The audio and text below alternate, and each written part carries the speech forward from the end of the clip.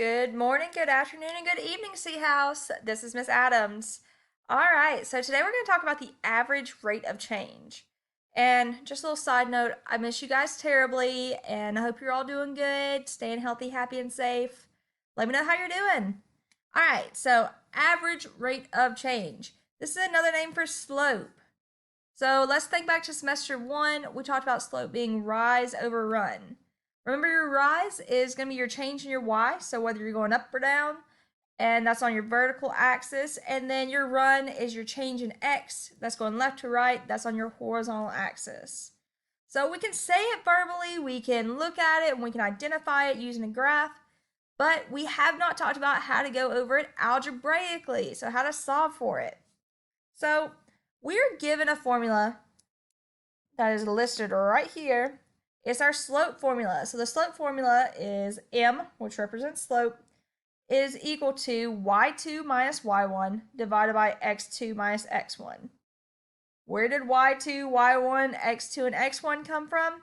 Those are 2 points selected from the graph. So just two ordered pairs from the graph. It's kind of a confusing formula if you're not just sitting down memorizing formulas. It's probably not going to be one that just sticks in your head real easily, but it's our change in y divided by our change in x. So how much we move on the y-axis versus how much we move on the x-axis. I'm going to show you guys a little bit easier way to solve this. Thank you to Miss Dean that showed us, our Amazing Algebra 1 design team, how to do this. I think it's really awesome though, breaks it down a little bit easier. So we're going to find the AROC, which is our average rate of change between the points 0, 3 and negative 4, 7. So these are just 2 points taken from some graph from somewhere. We don't have the graph listed out here. We could solve for that equation, but we're not going to do that quite yet. So if I'm labeling these points, it doesn't matter which one you call point 1 or point 2. Because this one's on the left, I'm going to call it point 1. So it's going to be x1 and y1. And we have our leftover as x2 and y2. Okay, so that's where our x1, x2, y1, and y2 come in with our slope formula. But let's look over here at this t-chart. So I'm going to put my x's on the left-hand side. Remember, your x's are your independent variables. Your y's change dependently on your x values. So we have x's on the left, y's on the right. And our first point was 0, 3. And the second point was negative 4, 7. And we're finding the differences in these. So our difference in our x values, our differences in our y values. Remember, difference is subtraction. So to make our lives a little bit easier, we're going to extend the middle line out, kind of like a slide. And we're going to slide all the numbers down. So for my y values, I'm going to have 3 minus 7 on top, and that's your change in y's. And for your x values, I'm going to have 0 minus negative 4 on bottom. All right, now we just have to simplify. Well, 3 minus 7, that's going to give us a negative 4 on top. And 0 minus negative 4, that's the same thing as 0 plus a positive 4. So that's going to be a positive 4 on bottom, which reduces to negative 1 for our average rate of change between these 2 points. Okay, so that's how we do it if we're given 2 points. Let's look at if we're given a graph. So for these graphs, we're going to state what type of function each graph is and then determine the average rate of change for the given intervals. Then we're going to circle if the average rate of change is constant, so it stays the same, or varying, so that means it's changing. So what that's saying is we're going to look at these graphs. We're going to determine if they're a quadratic, a linear, or an exponential graph or function, and then we're also going to look and see different, we're going to find the average rate of change between 2 sets of points and then another 2 set of points and see if that average rate of change is the same for both of those or does it vary. Let's look at function 1. It's a parabola. So if it's a parabola, that means the function is a quadratic function.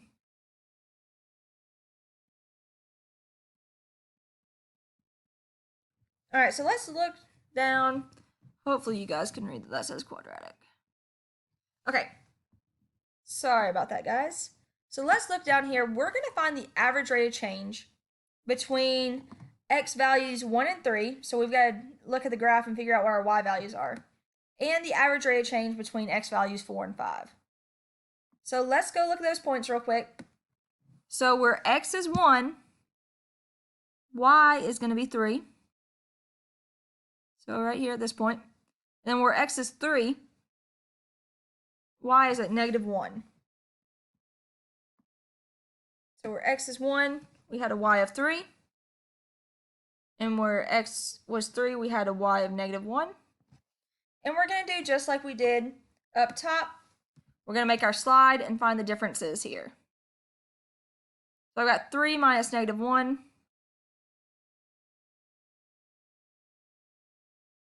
Divided by 1 minus 3.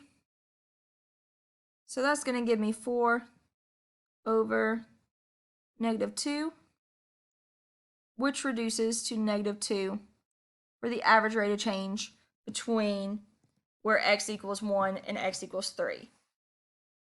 All right, so now let's look at where x equals 4 on this graph. So if I go up here, find where x equals 4, my y value then is at 0, and where x equals 5, my y value is 3. So let's find the average rate of change between those two ordered pairs. So where x was 4, y was 0, and where x was 5, y was 3. And remember, we're finding the differences here. We're going to extend our slide. On top, we've got 0 minus 3. And on bottom, we've got 4 minus 5. So that's going to give us a -3 divided by -1, which reduces to 3. Let's look at those average rates of change. So between where x equaled 1 and x equals 3, we had an average rate of change of -2. And between the points where x equals 4 and x equals 5, we had an average rate of change of 3. -2 does not equal 3, so therefore, this function has an average rate of change that varies. So it does not stay the same. All right, let's go over to the second function. Notice it's a line, so that means it's a linear function. Okay, so let's look at our first set. For our AROC, we're going to be looking at the x values of -1 and 0. So where x equals -1, our y value is up here at 4. And where x equals 0, our y value is at 2. So let's find the average rate of change between those. So -1, 4, and 0, 2. We're finding the differences in our x and y's. Bringing down our slide here. So I've got 4 minus 2. Excuse me there. It's 4 minus 2 divided by -1 minus 0. 4 minus 2 is 2 divided by -1. So 2 divided by -1 is going to equal -2 for the average rate of change between -1 and 0. And then if we're looking at where x equals 0, we already know that y equals 2. So we can jot that down real quick. And then we're looking at where x equals 2, y equals -2. So let's find the average rate of change there. Find the difference in our x's and y's. Bring down our slide. So for this one, we're going to have 2 minus a -2 divided by 0 minus 2. 2 minus a -2 is the same thing as 2 plus 2, which is 4, divided by 0 minus 2, which is -2. So that simplifies to -2. Now we're going to compare our average rates of change for these two sections.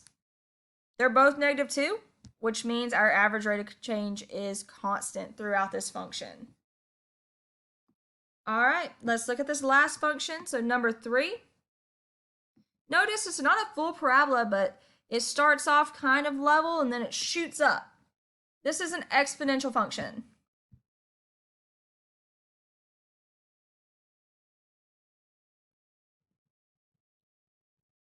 Okay, so we're going to compare the average rate of change from where x is 0. So where x is 0, y is at -1. And where x is 1. So when x is 1, y is at positive, or y is at 0. So we have a y at -1, where x is 0, and a y is 0. Once again, we're finding the differences. Extend the middle out to the slide. So I've got -1 minus 0 divided by 0 minus 1.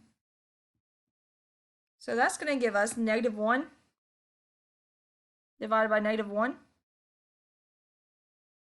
which is an average rate of change of 1. Okay, let's look at the next one. We already know when x equals 0, y is at -1. And then when x equals 2, our y value, let's scroll up just a little bit so we can see a little bit better. So when x equals 2, y is equal to 2. And once again, we're finding our differences. So we have a difference in our x values of 0 minus 2, difference in the y values of -1 minus 2. Extend our slide here. So in our numerator, we've got -1 minus 2. And in our denominator, we've got 0 minus 2. -1 minus 2, that's going to give us -3/2, or -3. And then 0 minus 2 is -2.